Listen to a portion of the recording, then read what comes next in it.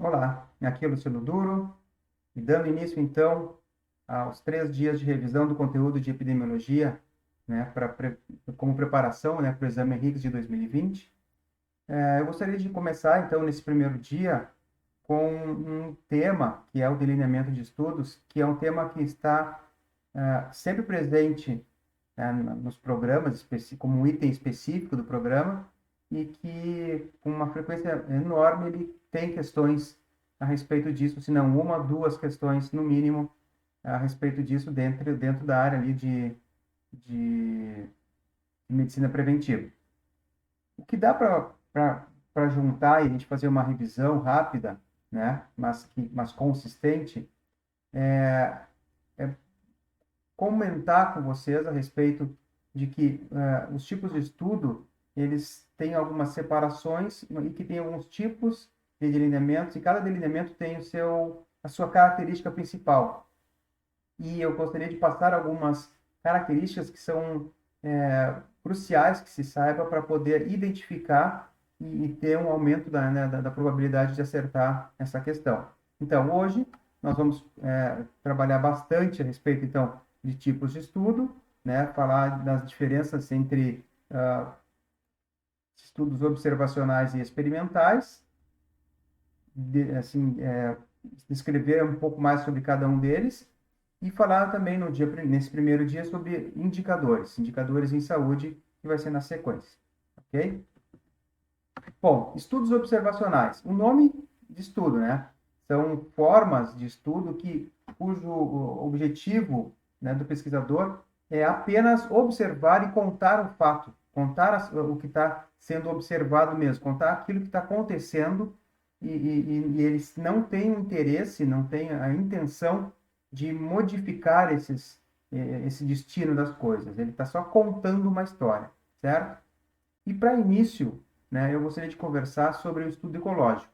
Ele tem esse nome ecológico, assim, talvez leve para o lado pensando em alguma coisa a respeito de meio ambiente, coisa parecida, mas na verdade a proposta do estudo ecológico é se basear em dados que já foram coletados, ou seja, ele é um estudo que lida com banco de dados, com dados que já foram coletados, geralmente banco de dados já sedimentados, banco de dados já conhecidos, certo? Então, a diferença principal é que o pesquisador, nesse caso, ele pega esse banco de dados e faz as suas análises.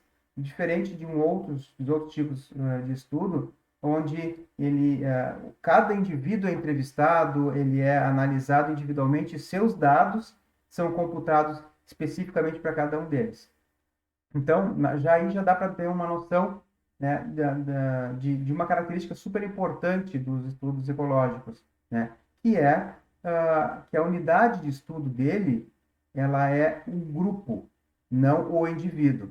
Então, o que isso significa? Significa que o estudo ecológico, ele parte, então, de dados de um grupo, ou seja, uma comunidade, um bairro, uma cidade, um país, dados já coletados sobre aquele grupo populacional e faz comparações com outros grupos. Então, ele não tem a capacidade de discernir dentro de cada um daqueles dados dados mais precisos sobre cada uma das observações, ok?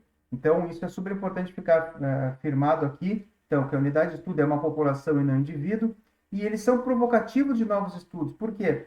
Porque, vou falar rapidinho mais adiante, algumas das suas fragilidades é não ter esse potencial de discernir e diferenciar características individuais, certo? Então, o que ele olha? Ele olha por cima e conta literalmente alguns dados, ele conta alguns eventos dentro de determinados grupos populacionais e compara entre eles. Ele é um ótimo estudo para diagnóstico situacional, por exemplo. A forma de descrição, né, ou de traduzir em figuras, né, seria mais ou menos essa, onde tu pega uma população, a gente já tem o N, né, uma população, e vê quais ou quantas, na verdade, quantos desfechos tem essa população, qual é a porcentagem de pessoas sem desfecho, e tu consegue ver características de exposição da população inteira, ou seja, quantos por cento de hipertensos, quantos por cento de pessoas, sei lá, que não se internaram, quantos por cento de pessoas obesas, quantos por cento de pessoas não obesas, assim por diante. Então, é uma informação dada através de um banco de dados em que tu compara com uma outra população, com os mesmos dados, só que de outra população. O exemplo mais básico de fazer isso, por exemplo, é o próprio DataSUS. Então, tu vais lá, tu escolhe um desfecho qualquer, internação, mortalidade, pega no banco de dados e tu consegue separar e filtrar por estados, por regiões de saúde, municípios, né? Só que a informação que vai te dar é o município X tem tantos por cento ou tantos casos, o município Y tem tantos casos. Dessas comparações que vão surgir novas ideias e novas possibilidades de estudo, e daí sim, precisariam ser um pouco mais esmiuçados para poder chegar numa informação mais robusta, certo? Bom, pontos importantes sobre o estudo ecológico, né? Como eu comentei com vocês, vocês conseguem fazer o estudo ecológico de dentro da casa de vocês, através do DataSUS, né? Acessando o site do DataSUS e selecionando os dados que vocês queiram, certo? Então, por isso ele é rápido, fácil e de baixo custo. Sem dúvida nenhuma, isso é uma grande vantagem no estudo ecológico. Como desvantagem possível, é essa relação que há e que se deve ter na qualidade dos dados. Como assim? Bom, a gente sabe, ou quem já trabalhou, quem já teve conexão com um hospital, por exemplo, sabe o quanto alguns setores, né, a parte de preenchimento de dados, a parte de preenchimento de alguma informação que vai ser computada, ela pode ser falha, né? Tem N razões que não cabe aqui conversar. Sim, então é importante entender que a qualidade da coleta desses dados pode influenciar nos seus resultados, certo? E eu não estou falando não só do DataSUS, mas muitos dados de hospitais mesmo, com seus próprios, né, softwares e a capacidade que há de alimentar esses softwares. Então, se os dados são coletados de forma errada, esse banco de dados vai te dar uma informação errada e não vai ser um bom banco de dados para fazer um estudo ecológico, por exemplo. Certo? Os próprios tipos de dados coletados são diferentes, podem ser diferentes. Por exemplo, eu posso querer comparar a prevalência de hipertensão entre dois municípios, ou sei lá, ou dois serviços de saúde, ou dois hospitais, ou dois setores dentro do mesmo hospital. Só que as informações que eu tenho registradas em um hospital, ou perdão, em um setor, ela pode estar se referindo a, por exemplo, a hipertensão arterial sistêmica autorreferida. O banco de dados pode ter sido criado através dessa informação. Perguntava para as pessoas, você tem algum diagnóstico médico ou de algum diagnóstico de hipertensão, de pressão alta? Se a pessoa disser sim, porque um dia ela passou lá na farmácia, mediu a pressão e a maquininha disse que ela tinha pressão alta, vai ficar valendo.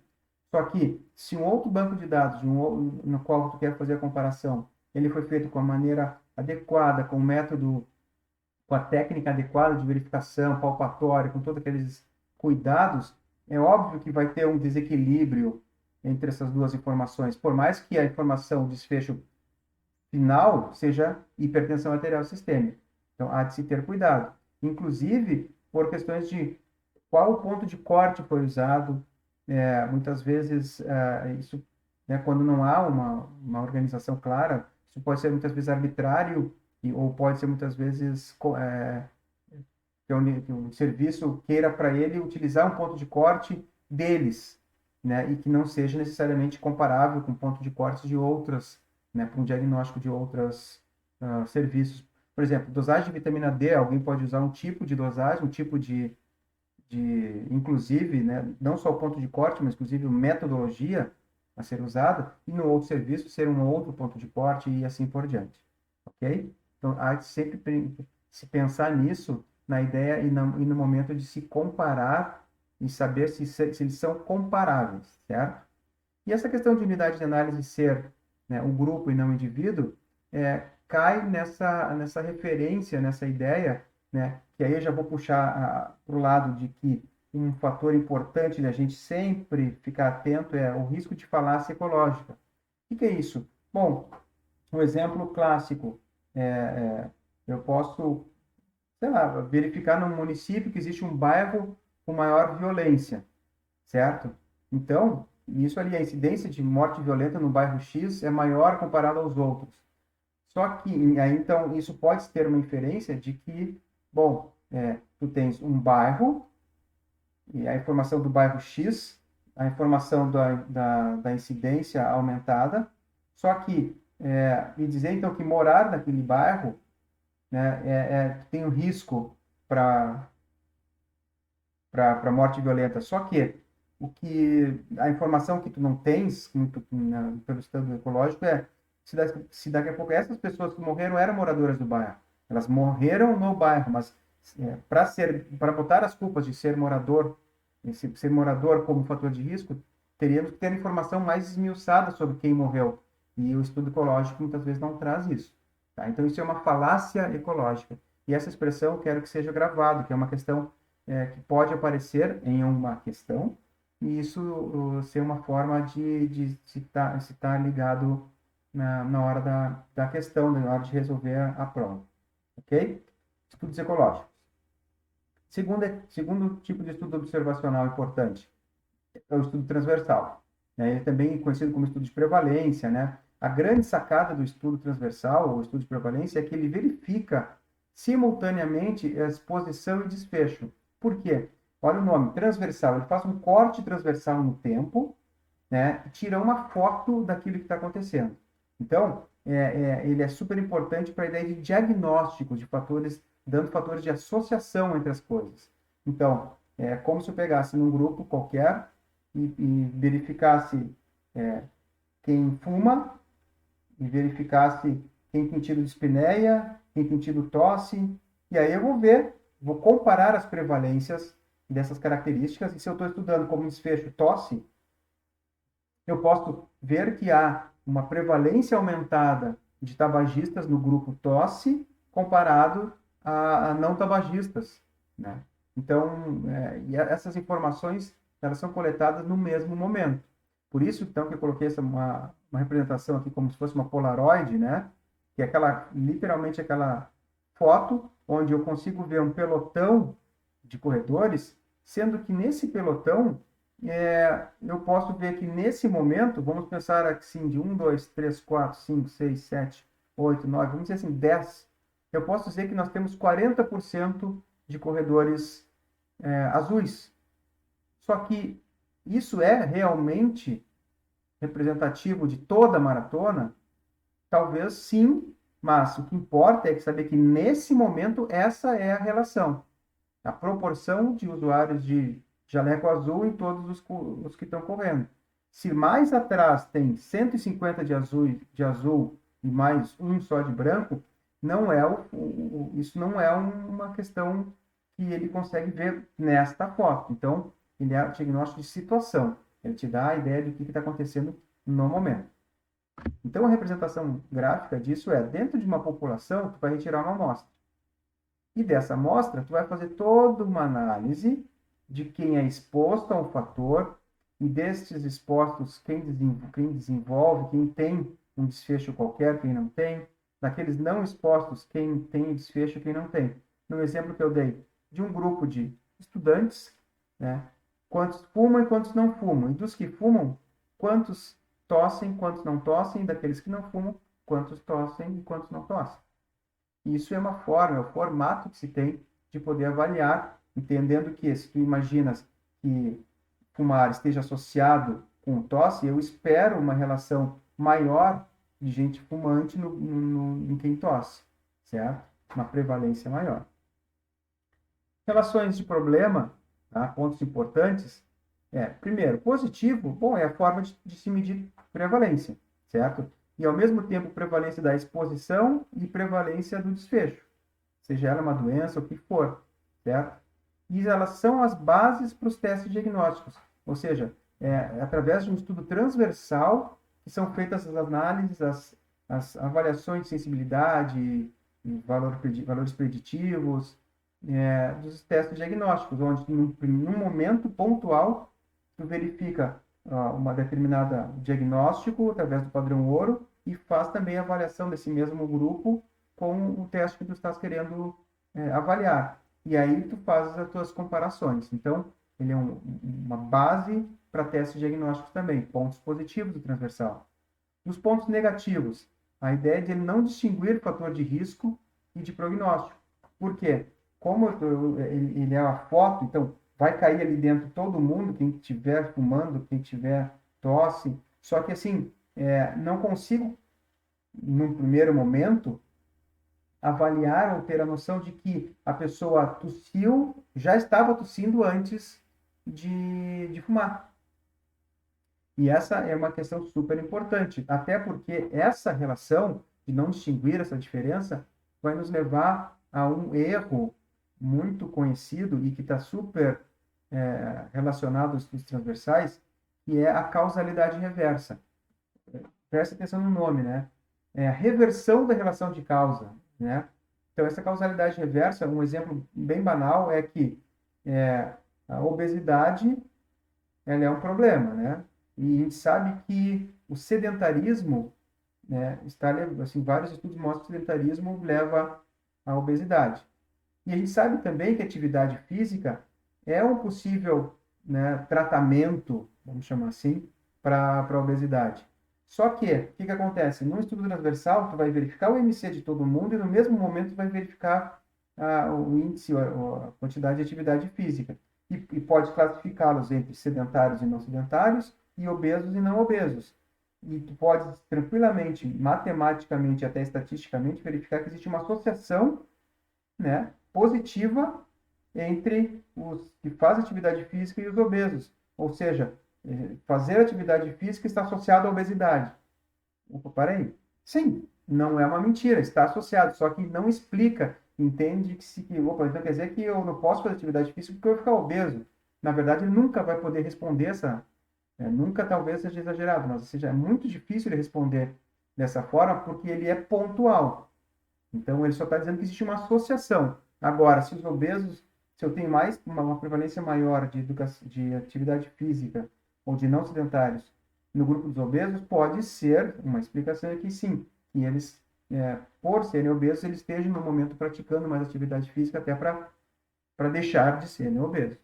Então, causalidade reversa é extremamente importante, assunto para ser observado nos estudos transversais. Bom, estudos observacionais, certo? Nos estudos observacionais, nós temos observacionais longitudinais, nós temos a coorte. Coorte é um nome dado a um grupo, né, de lutadores, né, na época dos romanos, que marchavam, né, formando as legiões e marchavam em busca das suas conquistas territoriais. Então, essa ideia de avançar, de marchar, foi a ideia que foi trazido para a epidemiologia de chamar esses estudos de coorte. Tá? Então, eles também são conhecidos como estudos longitudinais. Diferente do anterior, que é transversal, a ideia é de ser longitudinal, ou seja, durante e acompanhando o tempo, certo? Então, também diferente lá do estudo anterior, estudo transversal, que era a ideia de uma foto da situação, as coortes são como se traduzisse a um filme, elas estão se contando a história com início, meio e fim, certo? E eles podem ser prospectivos ou retrospectivos. Então, qual é a proposta? Não necessariamente eu dizendo que seja longitudinal e coorte seja sempre para frente. Existem as coortes prospectivas, sim, aonde tu firma o grupo hoje e mantém o seu acompanhamento periódico para daqui a X tempo necessário para que se desenvolva o que tu está querendo estudar. Porém, existem outras possibilidades de tu formar uma coorte hoje, forma um grupo, pega esses indivíduos e observa relações desses indivíduos através de registros do seu passado. E de lá para cá vai observando e vai anotando, avaliando as suas características, avaliando aquilo que aconteceu com essas pessoas durante o período de tempo, que é a coorte histórica ou uma coorte retrospectiva. E a coorte, então, por ter esse perfil, né, ele é um estudo que me fornece prognósticos. Então, ele consegue verificar o que não era assim passou a ser. E esses que passaram a ser tinham tais e tais características comparado àqueles que não desenvolveram, ou com aqueles que não passaram a ser, certo? E isso nos traduz a informação de fatores de risco, diferente dos estudos transversais que me dá informação de fatores de associação, tá? Então, o desenho mais ou menos, né, possível de se colocar, mais fácil até, dentro de uma população onde tu tem casos e não casos, ou seja, pessoas com o desfecho que tu está estudando e pessoas sem desfecho, o que me interessa? Bom, para mim, me interessa aquelas que não têm desfecho ainda, porque eu quero saber o que leva a isso a acontecer. Então, eu vou excluir da minha amostra os casos e acompanhar durante o tempo esses não casos, essas pessoas sem esse meu desfecho, e observar quem vai se expondo, quem já era exposto no início, quem não era, e quem vai desenvolver entre cada um desses grupos. Ok? Então, essa é a principal ideia e a diagramação, vamos dizer assim, do estudo de coorte longitudinal. Quais são os pontos importantes, então, sobre o estudo de coorte? Bom, eles são os estudos que medem incidência. Então, incidência são os casos novos, né, dentro da população, inicialmente livre da doença, claro. Então, a característica da coorte entre outras, mas a principal no início do estudo, tem que colocar um grupo de pessoas livres do desfecho em questão, para que elas livres, e não só livres, mas que elas tenham que ter a condição, tenham que ter características de virem a ser casos, virem a ter o desfecho. Por exemplo, eu não posso querer fazer uma coorte e acompanhamento e verificar a incidência de hepatite B, e no início da coorte eu não tirar quem já foi vacinado, quem já teve hepatite, certo? Quem já tem exames que mostram que já estiveram na doença. Porque essas pessoas, elas têm dentro de si características que não vão desenvolver. Então, não é adequado, não é só na hora de entrar na coorte ela não ter a doença. Ela não deve ter, e além de tudo, ela deve ter o risco, a chance prévia, a possibilidade prévia de vir a ser um caso de desenvolver o que tu está querendo estudar. Então, pontos positivos, média e incidência são bases para fatores de risco. Então, incidência cumulativa, que é gerada através de um estudo longitudinal, de uma coorte, principalmente, elas são geradas através, né, desse tipo de estudo. Então, fatores de risco eu gero a partir dessas incidências cumulativas, que são feitas, em geral, né, em observacionais através das coortes. Porém, como pontos negativos, é que eles são muito caros. Por quê? Porque tendo um dos grandes problemas deles ter o acompanhamento, ou seja, conseguir que essas pessoas, as mesmas quantidades, as mesmas pessoas que iniciam o estudo, elas vão terminar o seu follow-up, o seu acompanhamento, eu tenho que ter uma estrutura muito boa. Isso custa muito caro, para que a gente não perca essas pessoas no meio do caminho, que é um dos grandes problemas da coorte, são as perdas de segmento, tá? E podem ser proibitivos para doenças raras. Claro, é uma doença que tem um período ou de incubação ou um período assintomático muito longo, por exemplo, câncer de colo uterino, em geral, os cânceres, ele demora muito tempo, então não adianta, é muito difícil, não que seja impossível, mas é muito difícil ter uma coorte que consiga acompanhar todo esse período até o desenvolvimento. Claro que cada vez mais países mais organizados têm seus registros nacionais com base de dados forte e que conseguem ter informações individualizadas ao longo dos anos, e de vários anos e décadas, inclusive. Então, por isso que se diz que não é impossível, mas é um problema, né, a se esperar o possível da coorte. E a palavra-chave disso, então, é isso, aparecendo a palavra acompanhamento, aparecendo a palavra follow-up, bom, no mínimo é uma coorte. Pode vir a ser um ensaio clínico se tiver uma intervenção, mas isso a gente vai falar na sequência. Como outro estudo observacional possível, certo? É o caso controle.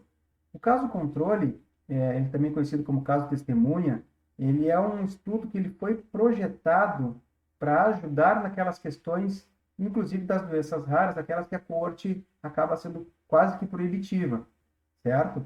Então, qual é a ideia do estudo caso controle? Ele é um estudo retrospectivo por natureza, aonde parte-se do princípio que se eu pegar já pegar um grupo de casos, ou seja, de pessoas com aquilo que eu quero estudar, e eu quero olhar para trás, para o passado dessas pessoas e ver as suas exposições, ver o seu passado. Só que só ver o passado das pessoas que desenvolveram não me fornece necessariamente comparações. Então, sempre é interessante se ter um grupo de comparação, que no caso são os controles. Então, eu pego um grupo de casos, pessoas com aquele diagnóstico firmado, e comparo com pessoas com as características muito parecidas, se não de preferência iguais, só que a única diferença entre eles é que essa aqui tem a doença e esses não. E eu vou fazer as mesmas perguntas para cada um desses grupos sobre seus passados. Exposições, sei lá, tratamentos, exposições a doenças, exposições a fatores estressantes, etc, etc, etc. Tá? Então, ela consegue, através disso, né, fazer uma estimativa do risco relativo. Eu vou explicar isso logo a seguir. Tá? Diagramalmente, acho que na forma de um diagrama, de uma população eu retiro casos e não casos. Ou seja, casos e controles. E, preferencialmente, esses casos, o ideal é que eu tire casos incidentes. O que seriam casos incidentes? Que eu prefiro, assim, a partir do momento que eu quero fazer um caso controle, eu vou pegar todas as pessoas que tiverem diagnóstico agora, de agora em diante daquilo que eu estou estudando. Por quê? Vamos imaginar que eu quero estudar uma doença e a sua exposição a um fator de risco qualquer. Só que esse fator de risco ele pode ser, em alguns casos, até letal. Se eu peço, se eu quero utilizar, se eu utilizo apenas como casos, os casos prevalentes, ou seja, aqueles casos que já estão ali, né, o que eu corro risco? Eu corro risco de deixar, obviamente, né, de trazer para o meu estudo pessoas que já morreram assim, em função, né, do mesmo fator de risco que eu estou estudando, só que elas, por ser uma característica muito letal, elas não estão aparecendo na minha foto aqui naquele momento, para eu poder chamá-las para serem meus casos. E vou perder a informação, né, desses que não estão, que já morreram, e como eles poderiam contribuir. Então, eu quero todos os casos novos de agora, eu vou pegar esses casos novos e vou fazer as suas avaliações. Porque daí, a partir de então, eu vou ter tempo de acompanhamento, inclusive, de acompanhar a história pregressa desses pacientes e poder ter certeza de que, bom, esses casos novos eu consegui verificar ao tempo, ou seja, como eles não estão mortos agora, os seus fatores associados, né? Então, como eu falei, preferir casos incidentes, certo? A ideia de casos é que os investigadores devem esclarecer exatamente como a amostra foi coletada, justamente para poder ter certeza com quem eu vou estar comparando. De onde é que surgiram esses meus casos? São de serviços que um grupo muito seleto tem acesso, então os meus controles têm que ser com a mesma seletividade de acesso também, só que sem a doença, certo?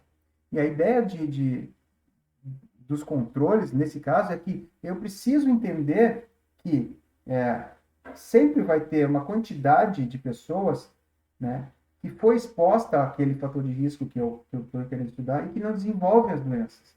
Ou seja, que é a quantidade da frequência de base que é esperada, né? E que eu quero saber é o quanto a mais, ou a menos, na verdade, eu espero que aquele meu fator específico esteja associado, tá? Os casos devem ser esclarecidos muito bem qual é a doença, quais são seus critérios, sinais, sintomas, exames laboratoriais, isso tem que estar muito bem descrito, certo? Já os controles, eles devem ser livres dessa doença, desse desfecho estudado, e elas representam a população que tenha risco de se tornar em casos. O que quer dizer isso? Basicamente é o seguinte, se eu tirei meus casos de um hospital particular, não seria nada adequado os meus controles serem do Hospital SUS. Por quê? Se os meus doentes no hospital particular, eles vão ter uma característica que esses não doentes no hospital público não vão ter. Uma delas é, se esses meus pacientes do hospital público adoecerem, ou seja, terem a possibilidade de virar casos, eu não vou pegar esses controles, porque eles não vão para esse hospital onde eu tirei meus casos. Então, ele não é um bom controle. Os bons controles, eles são que ser exatamente como eu brinco, como se fossem univitelinos, assim, praticamente o mesmo DNA, só que, claro, com a diferença que eles não tenham a doença em questão. Então, essa é uma dificuldade, tanto estabelecer critérios de elegibilidade para casos quanto para controles, são fatores essenciais para o sucesso de um estudo caso-controle. Tá? Pontos positivos, se não for o único, né, é o melhor para doenças raras. Raras mesmo, que demoram décadas para acontecer. Né? E para aquelas doenças de período de incubação longa também, conforme eu disse. Né? Porque daí tu já pula a etapa de acompanhar esse período assintomático. Tu já vai direto em número de casos e compara com controles. Só que o lado ruim é o seguinte, tu não pode dizer que no estudo caso-controle tu tem uma incidência X. Não, por quê? Vocês entendem que a incidência são os casos novos que eu vou no acompanhamento durante o tempo. Eu já parti de casos, então não necessariamente eu tenho essa capacidade de gerar a incidência na população. Eu tenho casos novos entrando no meu caso controle, sim, mas eu não posso dizer que aquela quantidade de pessoas que estão aqui comigo, no meu caso, como caso, elas representam a incidência na população em geral, tá? E nem a prevalência, porque também da mesma forma, a minha amostra ela não foi aleatória, ela foi por minha conveniência. Eu peguei X e estatisticamente quantos eu precisava testar. A não ser que, sim, né, todos os meus casos da cidade, ou seja, tem um local lá onde só podem e só são tratados aqueles casos em um único lugar, e aí eu pego todos os casos daquele lugar. Tá, aí sim, ok, talvez isso possa ser uma representação da prevalência no local, daquela população. Mas, em geral, não é isso que acontece. E a grande dificuldade é essa definição de controles adequados para os casos. Então, diferenciando um pouco o coorte de caso-controle, tá? A coorte inicia com uma coorte, o estudo de coorte, ele se inicia com uma coorte definida, ou seja, um grupo de pessoas inicialmente livre da doença que eu vou acompanhar durante o tempo. O caso-controle são amostras de casos e amostras de controles, ou seja, não são necessariamente pessoas sem a doença, pelo contrário, tem que ter algum grupo que vai ser chamado de caso e um grupo sem aquela doença que vai ser meu controle. E a exposição é medida em todas as pessoas, indivíduos dessa coorte, tá? No caso controle, a exposição é medida nos casos e nos controles algumas vezes após o desfecho. Então, a diferença é que na coorte, tu vai medindo e vai ver se acontece.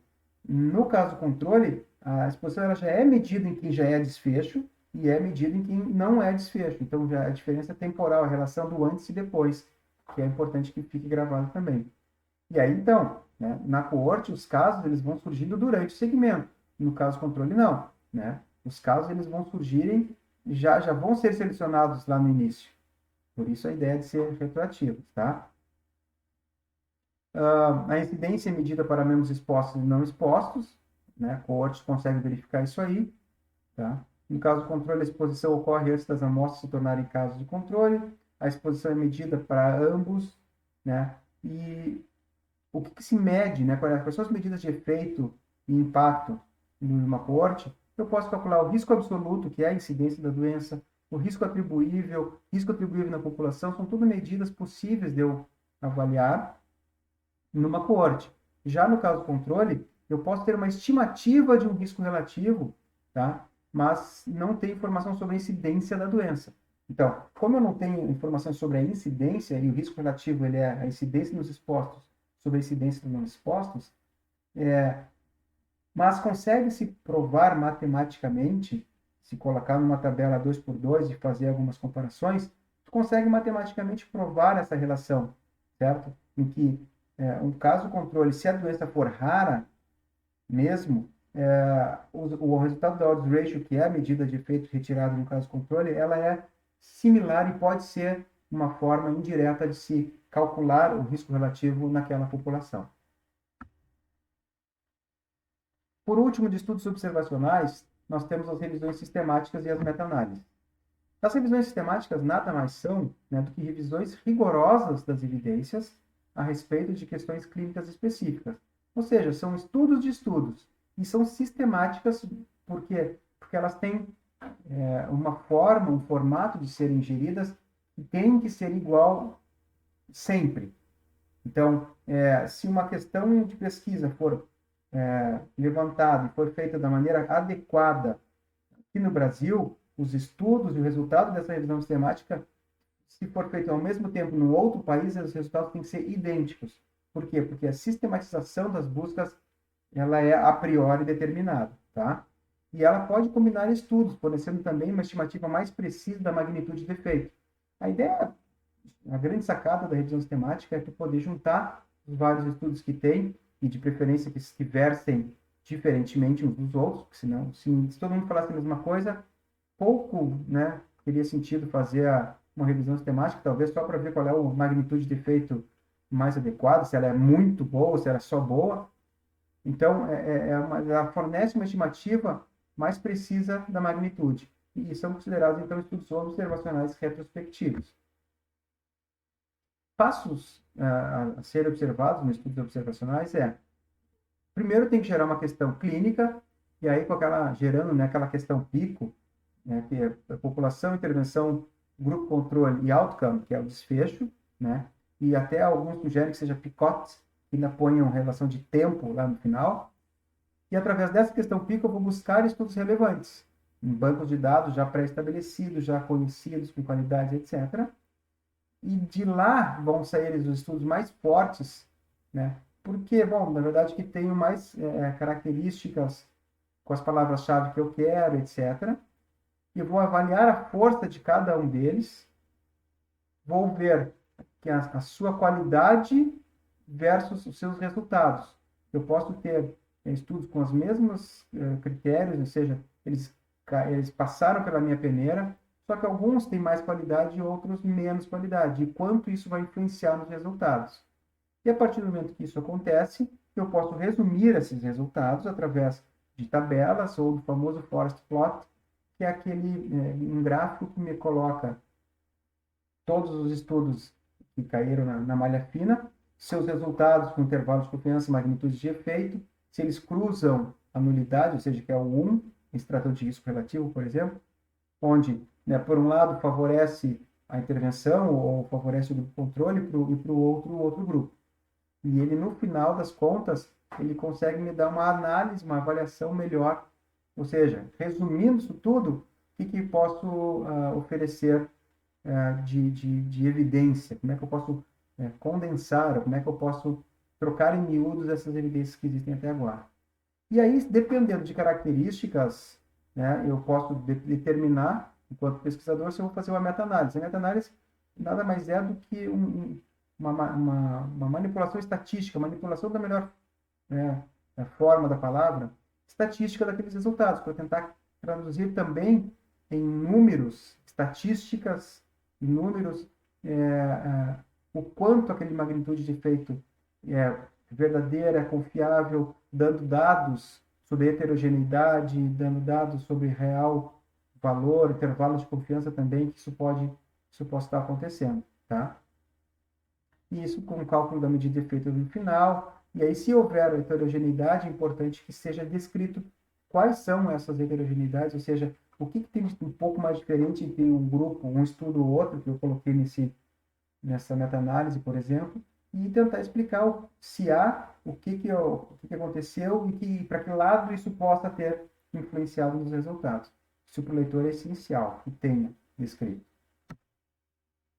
Agora, saindo dos estudos observacionais e entrando nos estudos experimentais, ou seja, aquele que o investigador ele pretende agir e pretende mudar o desfecho das coisas. Ele pretende dar um rumo, né? Determinando que para um grupo eu vou colocar uma intervenção e para outro grupo eu não vou colocar aquela intervenção, certo? E eles são padrão de excelência para estudos científicos sobre efeitos de tratamento. Ou seja, se há um padrão ouro para determinar se uma droga A versus placebo, versus a droga B, versus o que for, ela é diferente mesmo, eu tenho que trabalhar com ensaio clínico randomizado. Ponto.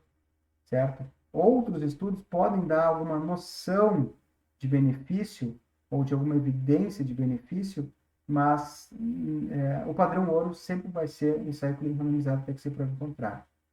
E eles, claro, são tipos especiais de estudo de coorte. Eles seguem fazendo acompanhamento, só que a diferença do estudo de coorte é que ao invés de só ficar olhando o que está acontecendo, eles tentam modificar os resultados, tá? E procurando responder essa pergunta de quais são os efeitos dessa intervenção. E se esses efeitos eles são possíveis e passíveis de serem colocados em prática, né? E dentro dos estudos dos ensaios clínicos, né, nós temos estudos de eficácia e estudos de efetividade. Estudos de eficácia são aqueles produzidos quase que por laboratório, que é em laboratório, né? São aqueles onde é dado a condição ideal para o estudo seguir, certo? Só que essa condição ideal, ela te dá uma noção de resultado que ainda é muito fantasiosa, ela ainda é superior demais para aquilo que é na realidade, que é onde entram os estudos de efetividade. São aqueles estudos que deixam a vida levar e que as pessoas esquecem os seus remédios, e que elas têm outros tipos de tratamento, e que as coisas funcionem na vida real, que são realmente as circunstâncias usuais. Certo? Então, diferença entre eficácia e efetividade. Eficácia é lá na CNTP, nas condições principais perfeitas, né, organizadas pelo pesquisador. Efetividade não, porque nem tudo que é eficaz é efetivo. Pode ser muito bonito no estudo, e diga-se passagem, se a gente prestar atenção, quantos pacientes a gente atende que tem as características dos pacientes que foram utilizados nos estudos que dizem para a gente usar as intervenções no nosso dia a dia. É uma boa questão a ser verificada.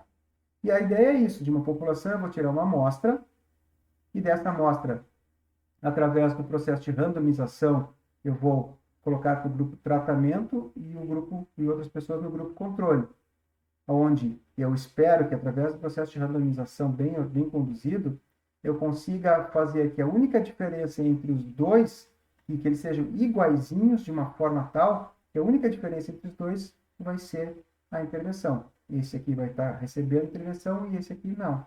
E durante o tempo, eu vou ver quantos desenvolvem a doença, ou melhoram, ou o que for, no grupo de tratamento, e quantos têm esse desfecho no grupo controle.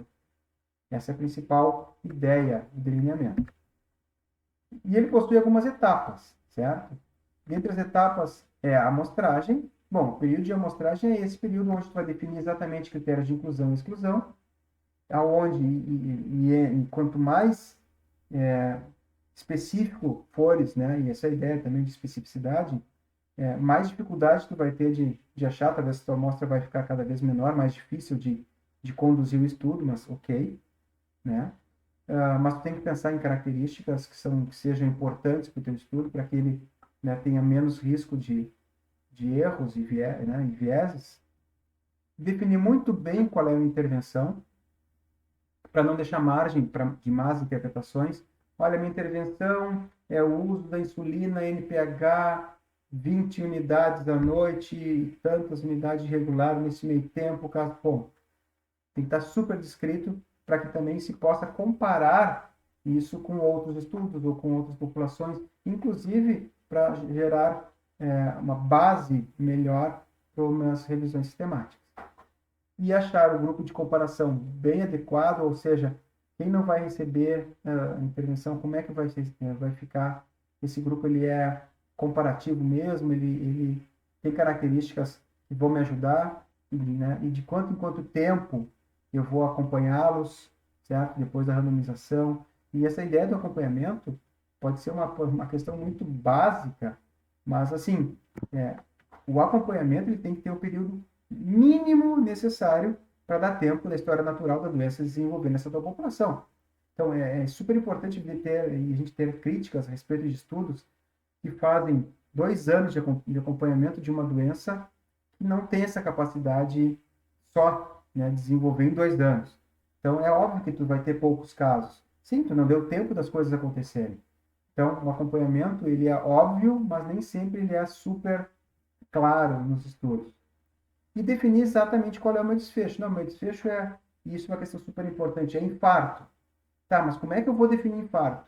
Eu defino infarto por só uma presença de troponina elevada? Qual troponina? Tem que ter sinais, sintomas, mais troponina, mais sei lá o quê, certo? Tudo tem que estar muito bem definido. E postado e colocado nos resultados ali, porque senão a gente fica, enquanto leitor, sem ter certeza do que eles estão falando. Daqui a pouco eu posso inchar meus resultados colocando um monte de coisa que não é infarto e puxar a brasa para o assado da minha intervenção, que não é o caso. E algumas questões que também são importantes a gente revisar no ensaio clínico randomizado é que, para a gente poder dizer, tá, que uma intervenção ela foi realmente efetiva, a gente tem que também dar uma limpada em algumas coisas que são da vida, coisas da natureza, que não foram só, que as mudanças não aconteceram só pela intervenção. Uma delas é o cegamento, que são questões do quê? Quem recebeu a medicação sabia que estava recebendo? Foi possível cegar essas pessoas?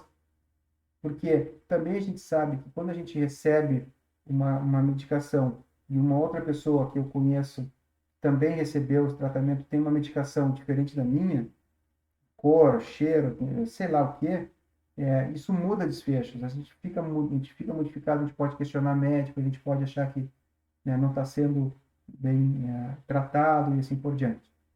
E o próprio efeito placebo deve ser considerado, né? Efeito placebo nada mais é do que o efeito que o nosso organismo e as coisas da vida acontecem de se melhorar, só em o tempo passar, certo? Sem necessariamente ter sido por causa da intervenção. E claro que muito pode se confundir com a história natural, mas isso também é importante que se saiba muito bem o comportamento dessa doença, desse teu desfecho. Qual é a história natural disso? Porque muitas, não são poucas, mas muitas doenças, elas podem ter um curso benigno, certo? Quem nunca ouviu falar nas lesões, né, de baixo grau de colo cervical, que em um ano quase 100% regridem, e que não é para se fazer grandes coisas. Então, tu pode achar que o tratamento X melhorou porque regrediram, mas não porque o tratamento, a intervenção foi efetiva ou eficaz, mas porque a história natural dizia que ela ia regredir mesmo, certo? E a regressão à média. A regressão à média nada mais é do que entender que muitas pessoas, quando entram nos estudos, elas entram por terem certas características laboratoriais, sinais, sintomas, sei lá, características pessoais, e naquele momento não correspondem com as suas características naturais.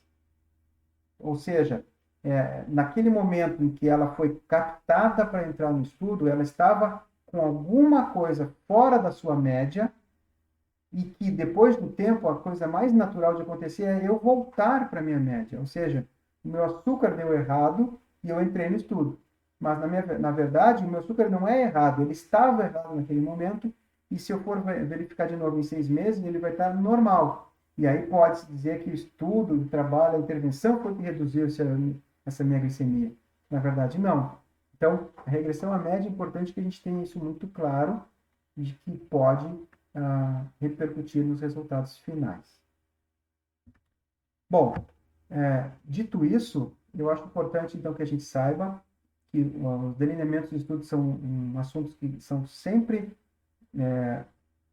materiais para a questão de prova, até porque são questões, são temas que são, não vou dizer de fácil, né, feição de questões, mas são com menor risco de tu fazer alguma questão que possa dar um desencontro ou levar a ter alguma reclamação. Então, em geral, se vocês estudarem bem as questões, as relações de tipos de estudo, a chance de vocês se derem bem é muito grande.